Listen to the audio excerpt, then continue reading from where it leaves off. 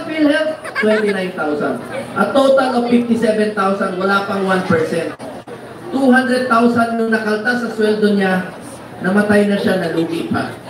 Kaya babantayan ko ang PhilHealth. Nung budget deliberation, pinapangako ko, pinapirma ko sila. Ito yung mga pinapangako nila.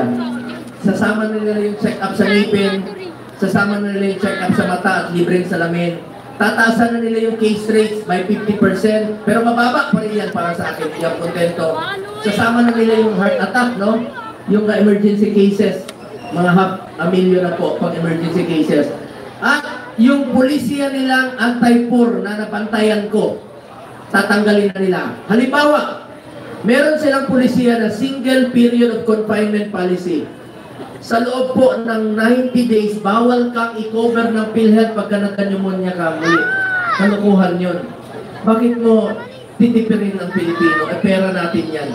Meron pa silang pulisya na kailangan mo magpa-admit ng 24 hours bago nila i-cover. Kalukuhan po yun. Ngayon, nag-introduce sila ng bagong emergency packages.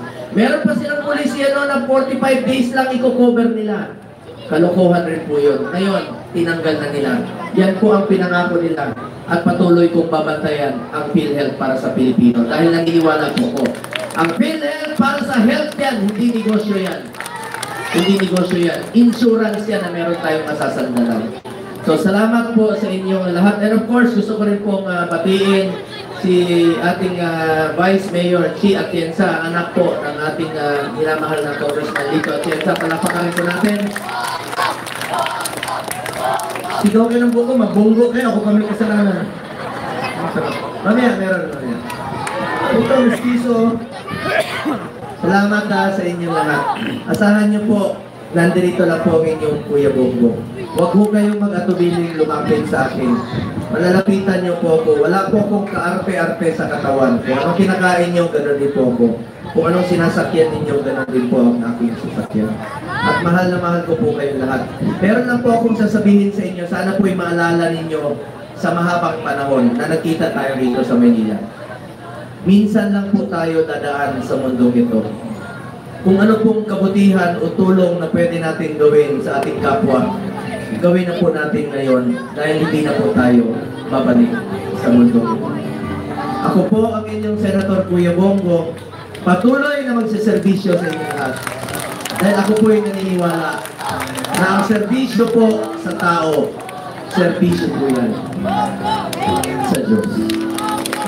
May pakiusap ako, patuloy natin ipagdasal si Tatay Digong. Ipagdasal po natin ang kanyang kaligtasan, ang kanyang kalusugan, at ang kanyang kalayaan.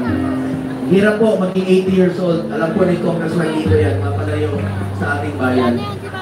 Pagdasal po natin at patuloy natin siyang ipaglaban. Maraming salamat po. Alam po marami sa inyo ang sumusuporta kay Tatay Digong dito. Salamat po sa inyo lahat. Mahal na mahal po kayo. Salamat po.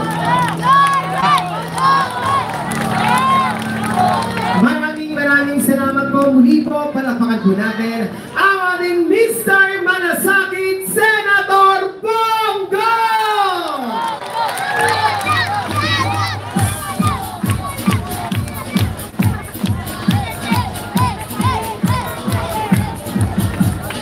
Maraming salamat po, Senator Bongo. At muli po, sa akin po mga nanay at tatay, huwag po natin kalilimutan. Muli po, Senator Bongo!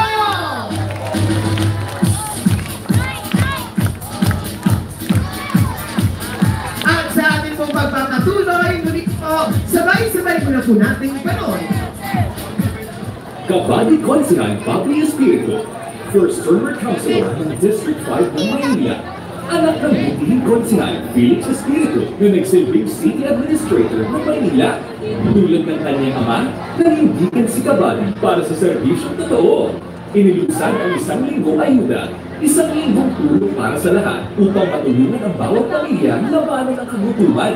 Kagisan ng iba't ibang programa, libreng Zumba, libreng Gupit, libreng anti-dengue misting, libreng anti-rabies vaccination, libreng funeral service, libreng sakay, libreng legal assistance, libreng kasal.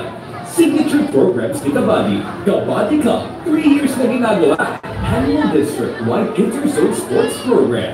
Bukod tanging gumawa ng 1 linggong ayuda.